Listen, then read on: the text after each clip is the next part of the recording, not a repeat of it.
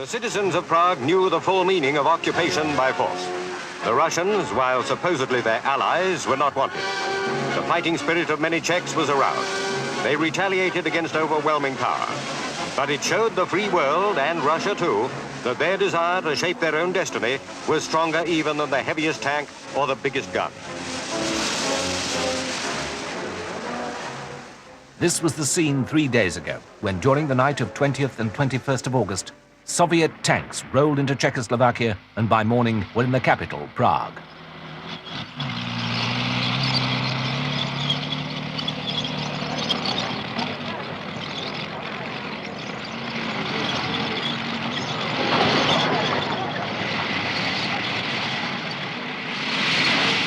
Soviet aircraft, pretending to be in trouble, were allowed to land at the airport.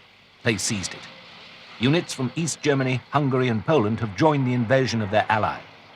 Many Czechs came out on the streets to try to persuade the Russian soldiers that they were attacking and crushing their brother communists. Others, particularly students, tried force. Tanks were bombarded with petrol bombs. Yesterday, the Czech Communist Party condemned the invasion.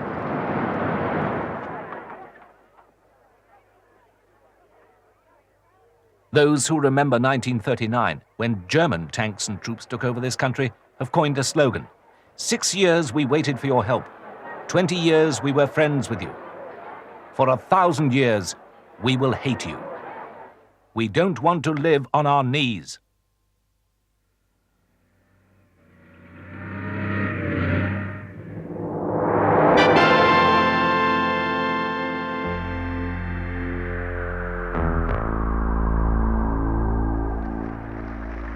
When Alexander Dubcek became secretary of the Czech Communist Party in February this year, many hoped the future would be bright. He promised them socialism with a human face. This meant reducing the power of the police and the secret police.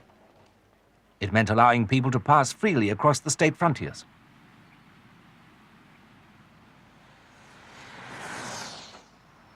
Criticism of party policy was allowed in the press, even in the national newspaper Rude Pravo, mouthpiece of the Communist Party.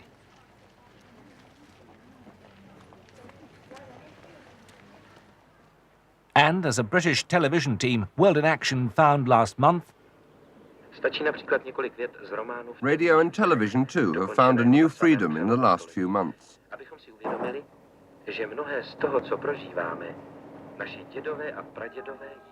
In the news studio of Czech TV, objective reporting has taken the place of carefully censored party handouts. News bulletins carry messages of support from all over the world. There's a new kind of feeling.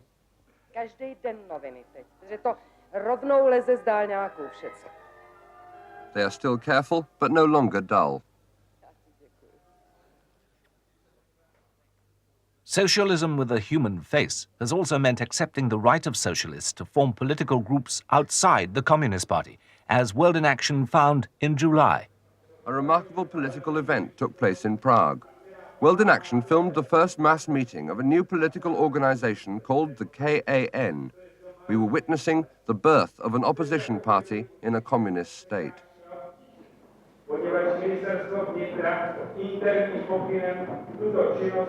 KAN's official title is as cumbrous as it is cautious. The Club of Politically Committed Persons who are not members of the Communist Party. Already, they have over 40,000 members. Barriers were taken down. Cultural and economic contacts were formed with the West, especially with West Germany. Attempts were made to calm Russian doubts about all this by stressing that Czechoslovakia remained a socialist state and that the Communist Party would remain in control, and that the defense alliance with Russia and the other Warsaw Pact countries would be kept. Only 2 weeks ago, a meeting at Bratislava between the Czech leaders and the entire Russian Politburo appeared to have gone well, and the feeling was that the Czech plan for reform could go forward.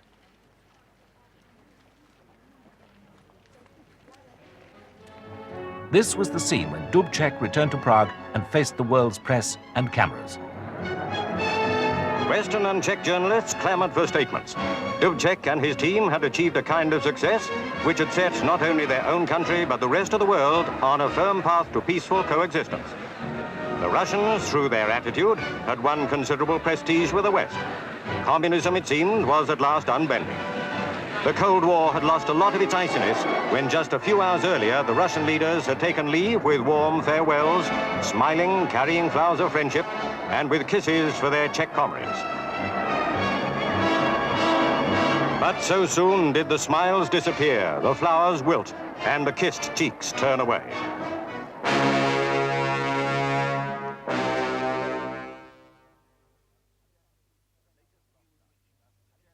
The latest news reaching us suggests that the Czechs have lost out. Alexander Dubcek, party secretary, and Czernik, the prime minister, are under arrest. President Svoboda has been flown to Moscow. Civilian resistance is brave, but can't stop tanks. To those who remember the last 20 years, it all seems unhappily familiar. In 1944-45, as Soviet troops flooded westward, they were greeted as liberators, and we in the West cheered on our brave allies. Czechoslovakia, Poland, Hungary, Romania, Bulgaria were rescued from Nazi tyranny. Hitler committed suicide as Allied soldiers met in Berlin. The war was over. Everyone could go home. But the Red Army didn't go home. Instead, it helped set up communist governments in all these countries, like Romania, that it had helped liberate.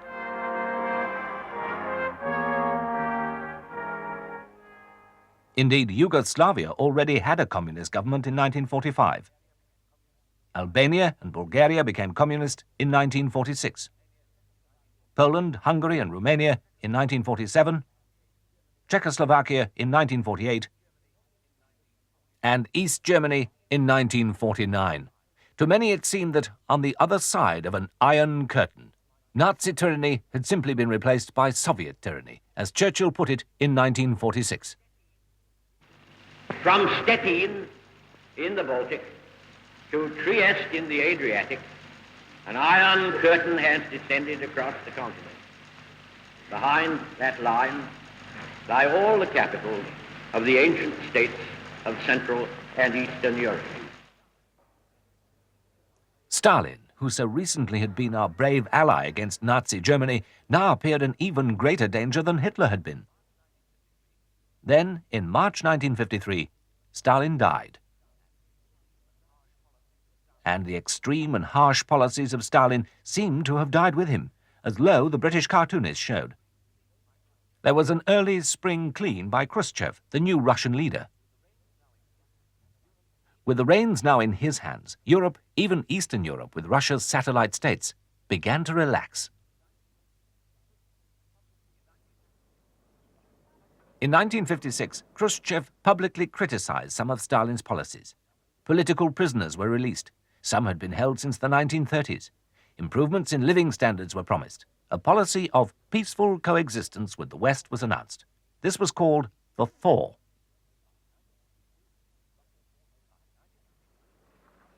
But in 1953, Russian forces had been in action in East Germany, Poland, and Czechoslovakia, where workers demanded more food and freedom.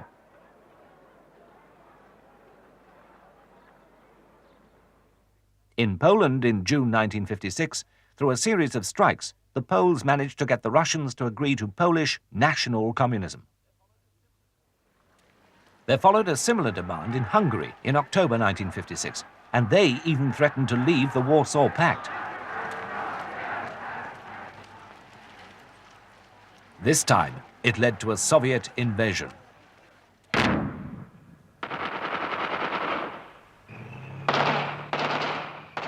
Pitched battles between Hungarian troops and civilians and Russian tanks began on the 4th of November. This was the Russian view of events. Hungary was a classical example of armed counter-revolution in action. Its goals and activities were utterly exposed. In spite of brave resistance, the Hungarians were bloodily defeated, and their leader was shot. Lowe's cartoon shows the way the Western world saw comradeship in Hungary. No honor, no pity, no humanity, nothing but this. And now in unhappy Czechoslovakia, it all seems to be happening again. And once again in 1968, as in 1953 and 1956, the Russians have blamed the West for causing trouble. At 4:30 a.m. last Wednesday, Radio Prague urged listeners, wake up your friends, wake them up right now, early as it is, wake up your neighbors and all other citizens.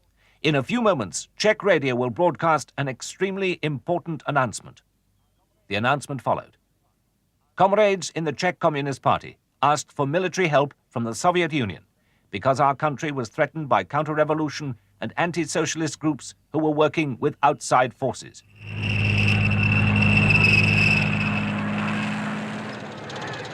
Dubcek has been accused of working with Western agents to undermine socialism.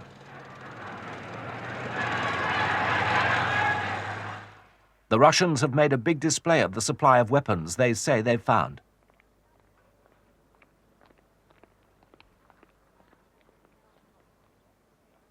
We can't comment on what the CIA or other intelligence networks may or may not have done, but two questions can be raised. First, why do the Russians fear the West, when the West says that all it wants is to live in peace?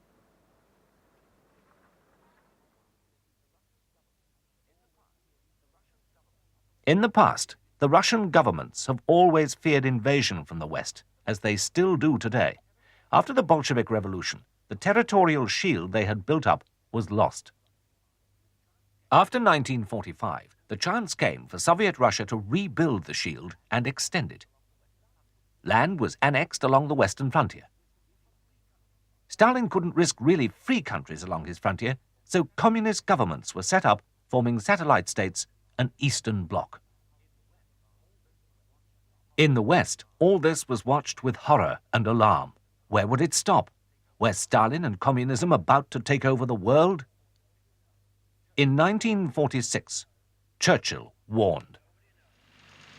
Nobody knows what Soviet Russia and its communist international organization intends to do in the immediate future, or what are the limits, if any, to their expansive and proselytizing tendencies. President Truman warned Stalin that America would help and defend any country threatened by Russia. In 1949, NATO, the North Atlantic Treaty Organization, was formed to defend the West. Would a more moderate policy by either side have had different results? Would it have led, as some believe, to more moderate governments in Eastern Europe? Certainly those governments with their prisons and secret police were harsh, and nowhere harsher than in Czechoslovakia. And this leads to our second question. What's been going on in Czechoslovakia this year to make the Russian leaders act so violently? Has all this suddenly blown up, or have there been problems since 1948?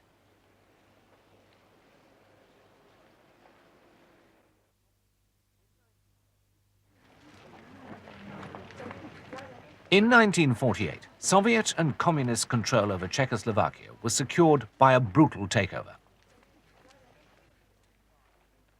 Sightseers in Prague still visit the grave of the non-communist leader, Jan Masaryk, who mysteriously fell to his death from a window during the 1948 takeover. A long period of purges and harsh discipline followed. At one stage, the justice minister had to halt all trials because those convicted could not be executed fast enough. At least 124 concentration camps have been identified. All this went along with collectivization of agriculture and the growth of heavy industry. Czechoslovakia seemed to be nothing but a small version of Stalin's Russia. Antonin Novotny, the Czech leader from 1957 until February this year, had continued the harsh system. It seemed that the well-being of the Czechs was being sacrificed to Russian interests. Since Dubcek took over, it's all come out into the open, as World in Action showed last month. Dr. Otto Schiek is the Deputy Prime Minister and the leading economist in the new government. On television, he has been cataloguing the failures of the old regime. It is an extraordinary indictment, as if a British Chancellor had gone on TV to spell out the faults of his party. He told how the economy had been broken almost beyond repair. He spoke of inadequate housing, incompetent industry, and insufficient services. For the first time in 20 years, the Czech people learnt that life really was better in Western Europe, that the workers of the developed capitalist countries earned much more money than they. Dr. Schick explained that the so-called luxury goods of Czechoslovakia were taken almost for granted in the West, that a Czech worker had to work 5 times longer to earn enough money to buy a tin of coffee or a jar of jam than workers in West Germany, that he had to work 10 times as many hours to buy a transistor radio. He said the standards of housing were among the lowest in Europe, that half had no water and only 1/3 had baths.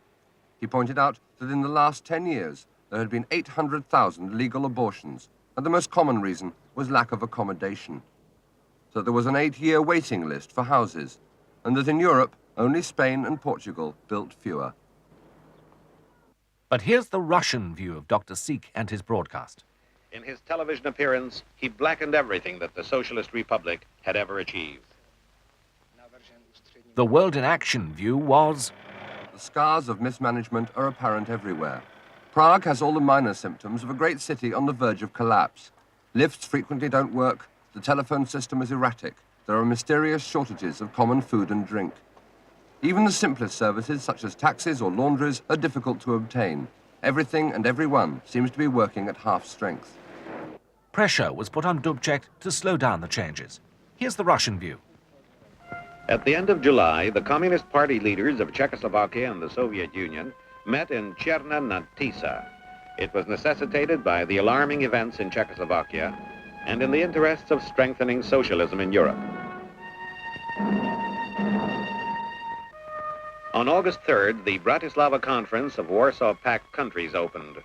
Bulgaria, Hungary, the German Democratic Republic, Poland, the Soviet Union, and Czechoslovakia were represented. The Bratislava Declaration warned that no one would be allowed to drive a wedge between the socialist countries. Dubcek stood firm. Even the unexpected military maneuvers in Czechoslovakia by Warsaw Pact troops ended earlier this month, and the troops were withdrawn. The Russians seemed ready to allow Czechoslovakia the sort of freedom granted to Poland in 1956. Why have they decided against this after 6 months and launched an invasion as they did in Hungary?